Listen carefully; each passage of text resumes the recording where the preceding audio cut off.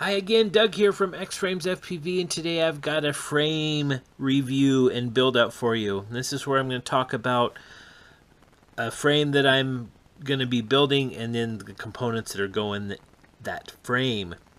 Now this is the Armattan F1-5 Acro. Now I wanted to build this for a while. I've built some other products from Armattan, the F226 and some other things.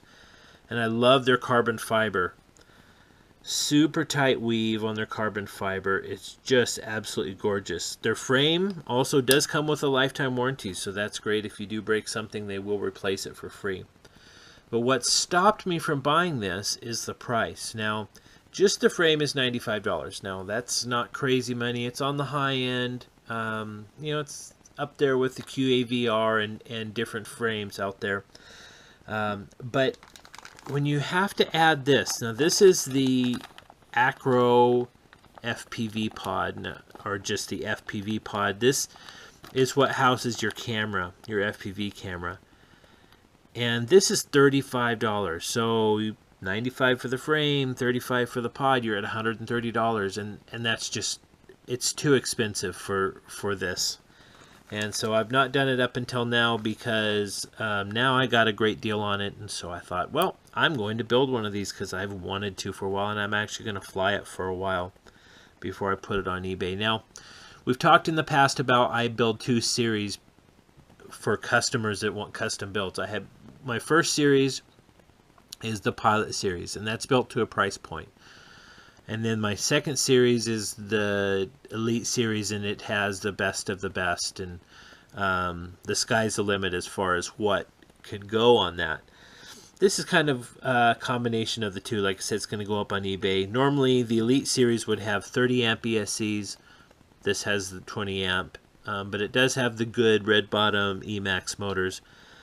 ESCs are going to be the XS20s. I love these little guys, man. These new DYS XS series ESCs are just killing it.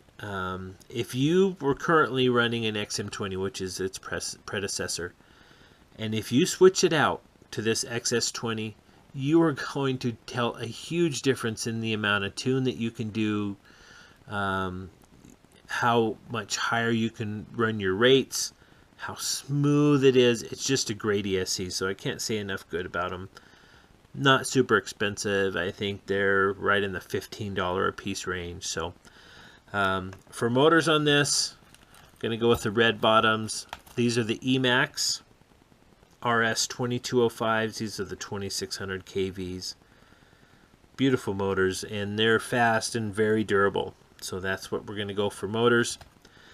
On the camera, I like the 1200 TVL because I run the Dominator V3s, and that just works really well. And this is basically the Foxeer brand, and latency is great on it.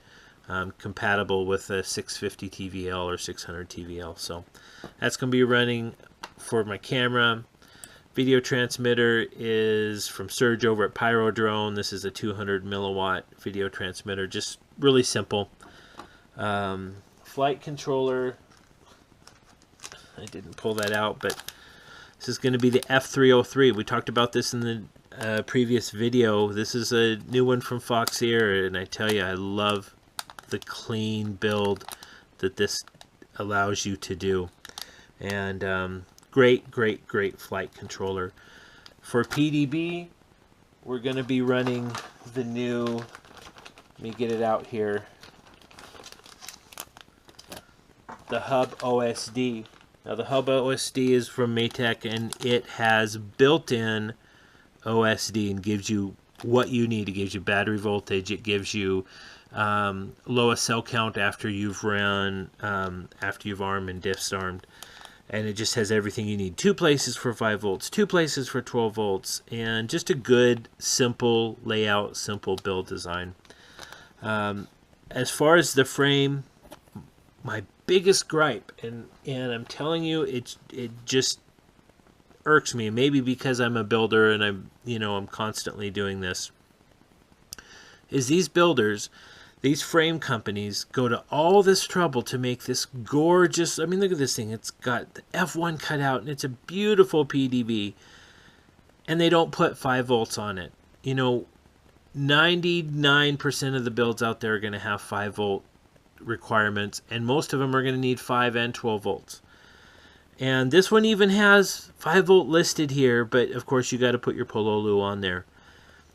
Come on, guys, let's get with what is required and spend the extra little bit of money and at least put 5 volts on these things, okay?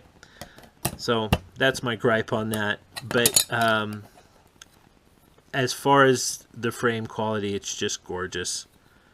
Really looking forward to this. So basically, this has really low, I believe they're 25, maybe even be 20, but I think it's 25 millimeter standoffs.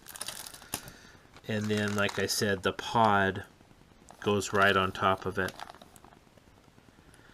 And it makes a fairly low profile frame build out, but then you do have the pod on top.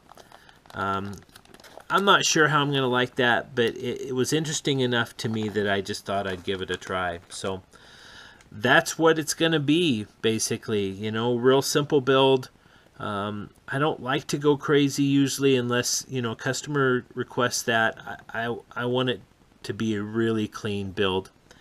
So I will update as I get further in the build and kind of give you a look at a couple different places in the build and kind of the end product. So if you guys have any questions, please feel free to ask. I do my best to answer them and as quick as I can, and I really do like talking to the people out there and finding out what their questions and concerns are. So I hope you guys enjoy these videos, and I really hope you have a great day. And if you have some time, get out there and fly.